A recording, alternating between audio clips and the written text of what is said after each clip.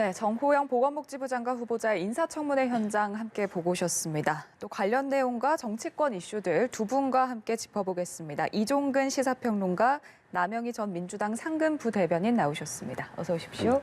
안녕하세요. 네, 안녕하십니까. 자, 인사청문회가 열리기도 전에 좀 가장 논란이 됐던 후보자죠. 정호영 보건복지부 장관 후보자의 청문회 함께 보셨는데, 자, 일단 국민의힘 내부에서도 사퇴 요구가 있었거든요. 어떻게 네, 전망하고 계세요? 네, 그렇습니다. 좀 전에 국민의힘 의원이 질의하는 것까지 동영상을 보셨는데 그 강 의원의 질문 내용 속에서도 왜 하필이면 자녀가 그렇게 실력이 있다고 자신한다면 경북대 병원에 지원하는 것을 말리지 않았느냐라고 질타하는 그런 목소리를 들으셨을 겁니다. 이것이야말로 국민의힘 내부에서도 사실 그 상식적으로 국민들에게 설득할 수 없는 그 임계점 이 아닐까. 근데 오늘 아마 고민정 의원이 계속 질문하신 거 시청자분들께서 보셨을 텐데 새로운 어떤 의혹이지요. 처조카가 관련 계열 병원의 간호원으로 그 공채 입사를 할 때 1차 면접, 2차 면접, 서류 심사와 면접 심사에 평가위원으로 참여했다. 이것 역시 사실 국민들이 또 납득을 할까 하는 점입니다. 지금 정호영 후보자는 내내 잘 몰랐다. 워낙 그 집안과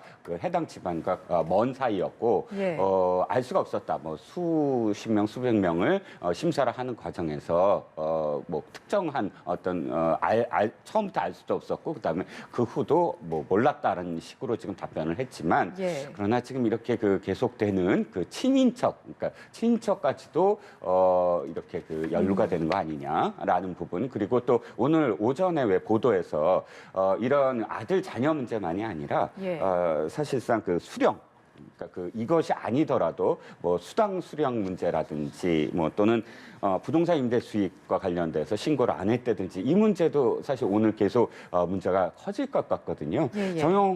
정호영 후보자가 오후에 어떤 그 방식으로 해명을 할지는 모르겠지만 그러나 사실 여야를 불문하고 오늘 청문회장 분위기가 그렇게 수긍하는 그런 분위기가 안 될 것 같다는 생각입니다.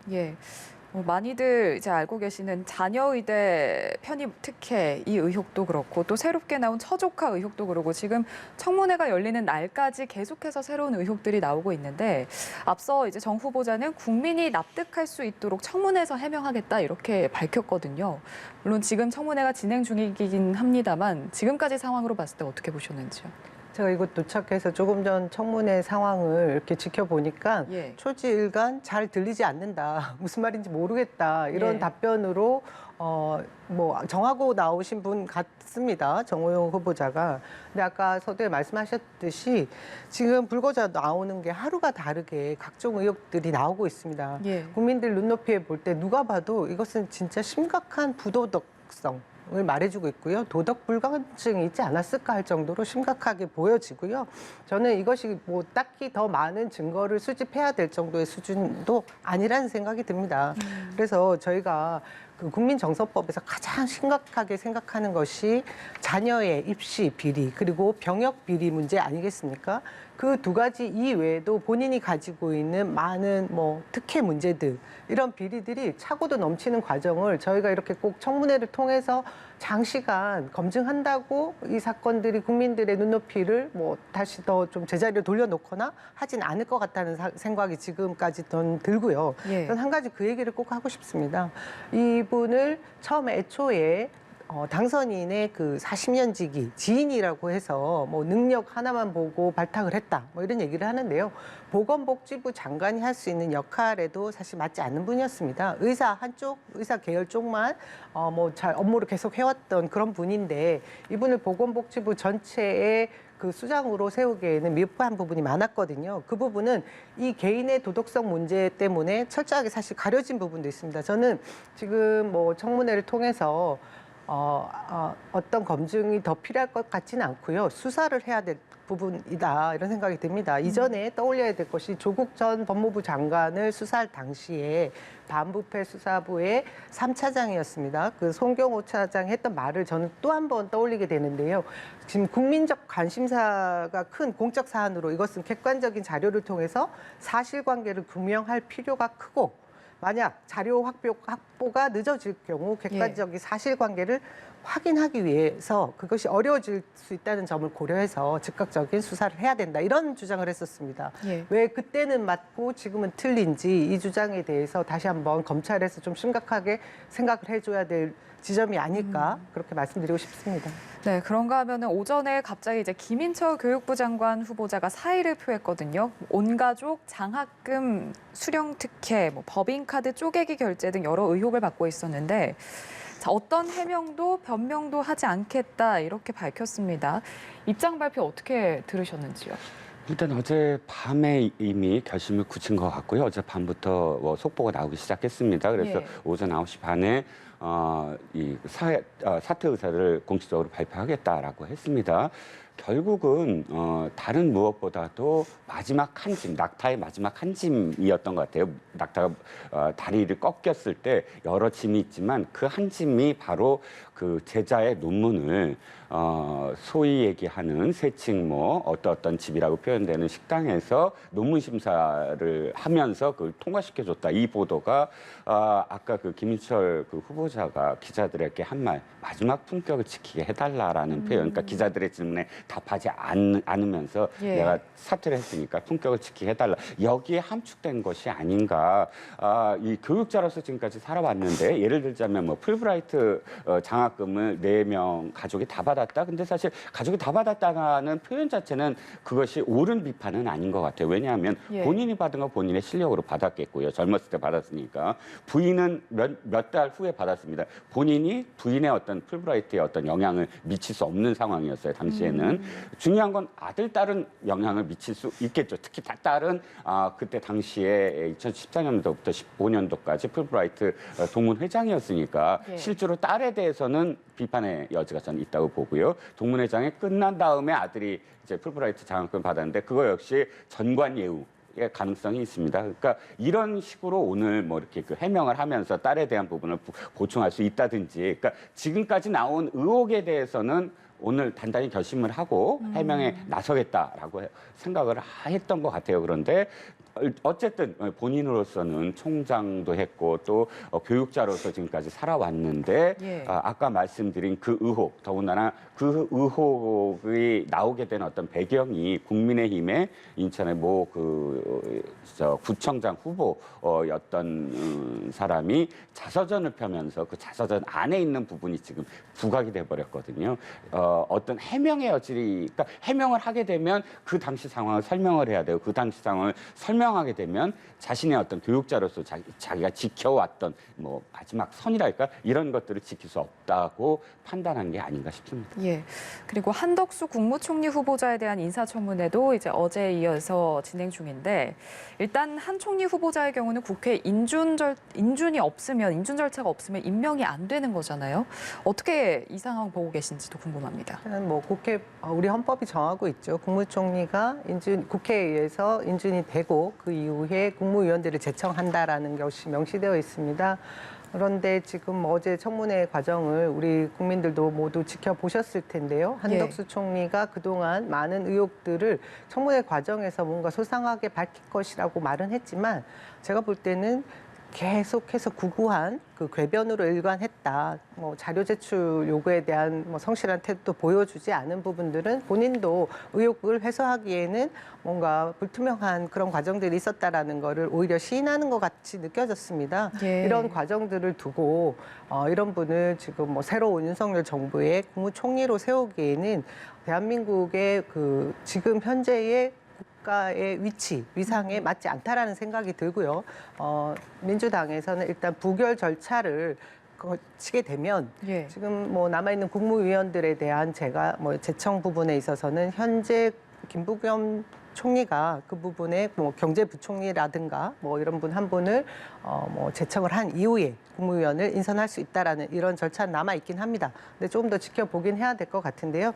저는 어제 한덕수 총리 후보자 지명자의 이 문제 중에 가장 심각한 것이 본인이 공직에 있었으면서 그리고 공직 이후에 그 공직에서 누렸던 많은 그 뭐 지혜, 축적된 지혜라고 볼 수 있죠. 그런 경험들을 가지고 사기업에 뭐 이익에 복무했고 그것뿐만이 아니라 국익이 유출 그러니까 국가 전체에 이익이 될 만한 것이 외부로 빠져나가는 부분을 막지 않은 것은 오히려 국익에 도움이 되는 일을 했다라는 식으로 방어를 하는 논리가 정말 좀 너무 심각하게 보였어요. 그래 이런 부분에 대해서 저는 국민들이 뭐 용납하기 힘들 것 같고요. 지명자인 당선자 윤석열 당선자도 그렇고 국민의힘에서도 이 문제에 대해서 가볍게 볼 것 같지 않다라는 생각을 하고 있습니다.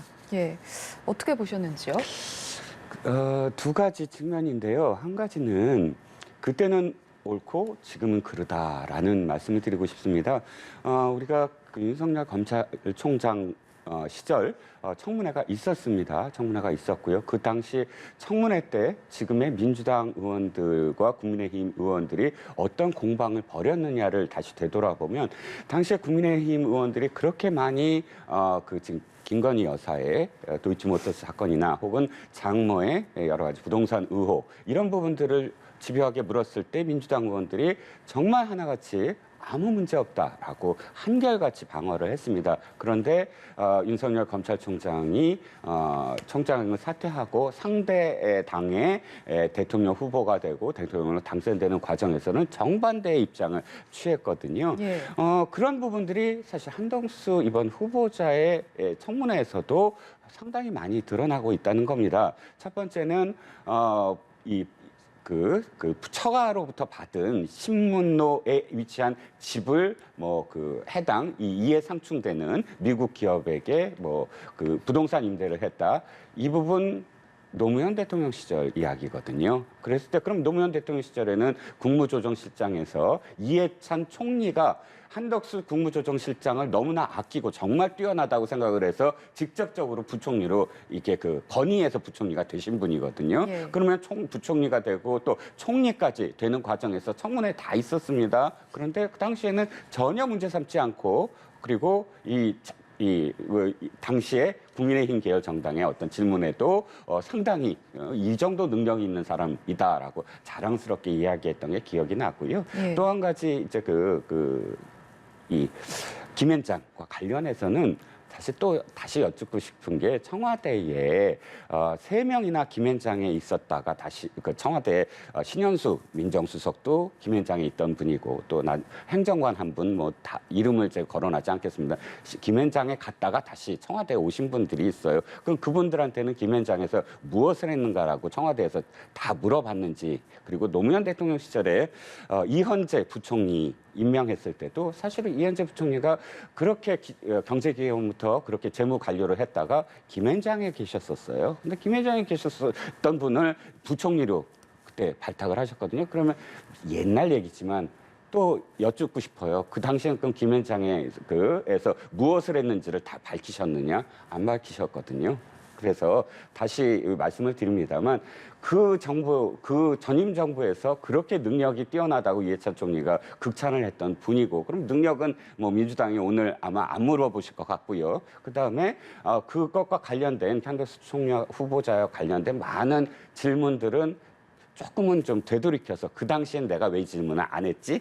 라는 생각을 하시면서 질문하시면 어떨까 생각합니다. 저는 그 지점에서 반론을 드리고 싶은 부분이 반복적인 게 문제라고 생각을 합니다. 공직에 갔다가 김현장에 갔다가 다시 공직에 왔다가 김현장 갔다가 지금 다시 총리를 하신 다음에 이후에 또 그 행태가 반복되지 않을까 하는 걱정들을 하게 되는 부분이 이전에 몇 번 반복된 부분이 있고요. 그 사건 중에 가장 중요한 것이 저는 론스타 사건인 것 같습니다. 한덕수 지금 지명자는 본인은 이 사건과 관계가 없다라고 하는데 당시에 기재부 담당 과장이었던 추경호 지금 현재 경제부총리로 지금 지명되어 있는 후보와 함께 총리로 같이 그 론스타 사건의 당사자였던 부분이 있는데 이 사건을 수임한 곳이 또 공교롭게 김현장이라고 또 말씀드릴 수 있죠. 근데 이 사건들이 결국은 금융자본이 우리 외환은행을 매각하고 받아들이는 과정에 있어서 산업자본 할 수 없는 부분을 서류까지 바꿔가면서 오히려 론스타 외국 자본에 유리하게 바꾼 부분이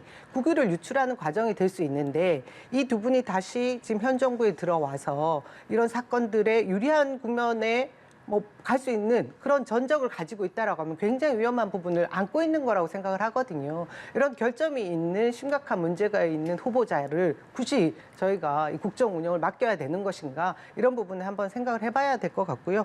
무엇보다 고액의 그 자문료, 고문료로 가는 그 부분이 저는 흠결이 있다고 생각을 하는데 그 부분을 말끔하게 소상하게 어떻게 본인이 해명을 못하고 계세요.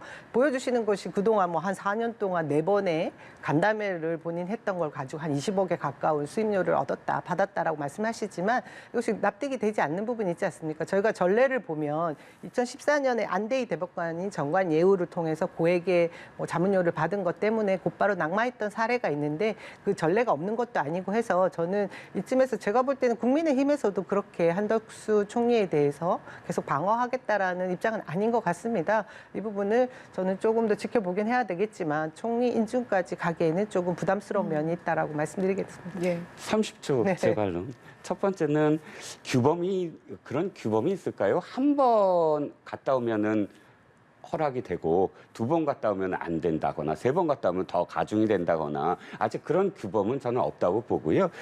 지금 그렇게 말씀하시면 도덕성이죠. 지금 문재인 정부에 문재인 청와대에 계신 분들 김현장에 가시려고 하시는 분들이 좀 그 발걸음이 좀 무거우실 것 같고 그리고 두 번째는 론스타 문제는 사실 저도 똑같은 생각입니다. 그건 좀 문제가 있었어요. 그 발언은. 마지막 무슨 말씀하셨죠? 제가 3가지를 정리했는데 고액의 수임료, 고액의 수임료 부분은 예. 안대희 대법관은 수개월 동안 10억이 넘었어요. 그 비율을 하자면 지금 한덕수 부총리 후보자는 4년 동안 14억이거든요. 1년으로 따지면 상대가 안 되고 안대희 대법관은 그래서 바로 스스로 그만하시고 생활비를 쓰시는 적이 없어요. 끝났어요. 안대희 네. 대법관은 그만두시고 어쨌든 그 돈을 사회에 환원하시겠다고 하고 그걸 실천하시고 계시니까 굳이 또 안 대법관을 소환하는 건 적절치 않아 보입니다. 알겠습니다. 네. 자, 청문회 얘기는 여기서 마무리하고 검수완박 이야기로 넘어가 보겠습니다. 오늘 오전 국회 본회의에서 검수완박의 2번째 법안 형사소송법 개정안이 표결 처리됐습니다. 자, 오후 2시에 문재인 대통령 주재 국무회의를 개최를 해서 아마 이제 이 검수완박 법안들에 대해서 거부권 행사 없이 그 국무회의에서 의결수순을 밟을 거로 보이죠.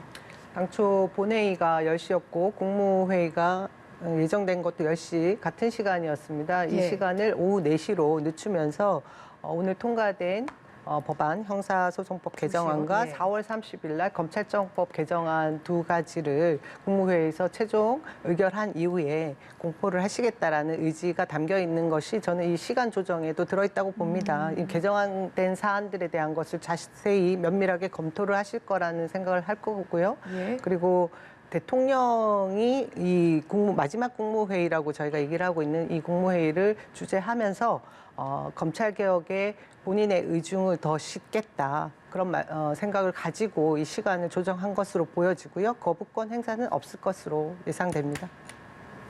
예. 자, 지금 국민의힘 의원들은 검수완박 법안이 국회 본회의를 통과를 했지만 무효라고 주장을 하고 있거든요. 지금 헌법재판소에 국회 의결 효력을 멈춰달라 가처분 신청을 냈는데 지금 헌재에서 본격적으로 심리를 하기 시작했습니다. 일단은 지금 법안 내용보다는 절차적 위법성을 문제 삼았거든요. 아무래도 이제 민영배 의원의 소위 꼼수 탈당 이 부분이 좀 쟁점이 될 것 같은데 어떻게 보고 계시죠? 일단 3가지입니다. 하나는 헌법소원. 그러니까 헌법소원은 개인의 이익이 헌법으로 인해서 침해됐을 때 낼 수 있는 겁니다. 10,000명을 뭐 한다고 합니다. 예. 이 부분은 또 개인의 이익을 어떻게 침해했는가를 증명해야 되는 과정이 이제 남아 있고요. 두 번째는 이제 권한쟁의 심판입니다. 그럼 이건 정치권이 아니라 아마도 당사자인 검찰이 낼 텐데 이 검찰이 권한쟁의 심판을 냈을 때 또 적격 그러니까 쟁의 심판을 낼 수 있는 자격이 되느냐? 왜 국가기관이 낸다고 하는데 국가기관이 검찰은 지금 헌법에 명시된 국가기관이 아니기 때문에 외법이기 때문에 외청이기 때문에 이 또 논란이 됩니다. 마지막으로 지금 그래도 국민의힘이 헌법재판소에 호소하는 건 절차적 정당성 부분이거든요. 물론 이것도 두 가지 시각이 있습니다. 하나는 폭넓게 봐서 이 입법부 안에서의 어떤 문제다. 그거를 이 법의 그 잣대로 한다면 진짜 정치의 사법화가 되고 사법이 이 입법 과정을 완전히 침해하는 어떤 상황이 될 수 있으므로 굉장히 폭넓게 이 입법 과정을 바라보는 그 판례를 따라서 안 된다라는 측이 있고, 그럼에도 불구하고 가장 중요한 건 우리가 그 사법의 근간을 지금 보여주는 나타내는 법이기 때문에, 이 법률안이기 때문에 더욱 중요한 것이 절차적 정당성이고 선진화법 이후에 양 당이 그러면 이 절차적 정당성을 얼마만큼 지켰느냐라는 것도 헌법재판소에서 충분히 지금 이 고려한 판례가 있다라고, 판례라기보다는 어떤 결정이 있다라고 이야기가 되고 있어서 이 세 가지 다 사실 법 쪽에서도 지금 부딪히고는 있어요. 하지만 결론적으로는 이건 다퉈볼 여지가 있다. 그러니까 결과가 어떻게 나오든 다퉈볼 여지가 충분히 있다라는 시각입니다. 헌재가 국민의힘 입장을 만약에 이제 받아들이게 되면 이제 앞으로 어떻게 되는 거예요? 그렇게 되면 헌재는 결정을 이렇게 하겠죠. 지금 입법 과정에서의 법률안 무엇은 효력 정지라든가 혹은 개정을 해야 된다. 언제까지 이 취지에 맞게, 예를 들어서 그 취지라는 건 개인의 아마도 그런 이 피해, 이 피해자가 예를 들어서 지금 이 진보 쪽 언론에서도 굉장히 잘못됐다고 표현하는 게 고소인만 이게 다시 수사 요구를 할 수 있고 고발이는 안 된다. 예를 들어서 지적 장애인이 지금 피해자입니다. 근데 피해자인 지적 장애인이 고소를 할 수 없는 지적인 어떤 문제가 있을 때 고발인이 해야만 되는 이 문제가 해결되는데 당시에 첫 번째는 안 됐다가 다시 요구를 했을 때 고발인이 요구를 못 한다. 그러면은 이 지적 장애인이 예입니다만 직접 고소를 못하는 상황에서 피해자가 발생할 수 있다. 이런 부분들이 지금 미비돼 있는 부분들이 굉장히 많거든요. 근데 어쨌든 그래서 헌재는 아마도 이것을 개정하지 않으면 개정할 때까지는 효력이 없다라는 어떤 결정을, 아마도 국민의힘 의견을 만약 듣는다면 그런 결정을 내리겠죠. 오늘 국무회의에서 이 검수완박법이 공포가 되더라도 지금 시행까지 넉 달간의 지금 유예 기간이 있는 거잖아요. 지금 국민의힘은 헌재 판단에 기대를 걸고 있는데 어떻게 전망을 하시는지요? 우리 평론가께서 말씀해 주신 부분에 저희가 일정 많이 설명이 됐을 거로 봐지는데요. 저는 이것이 헌재에서 위헌 소지를 다툴 이유가 없다라는 말씀을 먼저 드리고 싶은 부분이 있습니다. 뭐냐면 2019년에 저희가 한 차례 검찰개혁법에 있어서 중대범죄 6대 수사에 대한 부분을 가름할 때 이미 검찰 측에서 헌재에다 소송을 제기를 했습니다. 그때 헌재 판결이 이것은 입법부의 그 정책 사안이다 이렇게 얘기를 한 적이 있는데, 이 부분을 모두 다 지금 얘기를 하질 않으시더라고요. 이 부분이 일단 있었고요. 권한쟁의 심판 부분에 있어서도 아까 말씀을 하셨는데, 이것이 국가기관이 주체가 돼서 쟁의 신청을 할 수 있는데 검찰이 과연 그 권한이 있느냐. 그렇다고 하면 법무부의 외청이기 때문에 법무부 장관이 이것을 소송을 걸 수 있는데, 지금 주체는 검찰입니다. 국가공무원인 검찰이 집단적으로 반발을 하다 보니 이런 식의 절차적 정당성이 훼손되고 있다라는 다양한 목소리를 내고 있는 국민의힘은 제가 볼 때는 결국은 본인들이 법을 다루면서 모를 리가 없는데 6.1 지방선거에 뭔가 영향을 좀 끼치고 싶어서 더 큰 목소리를 내는 것 같고요.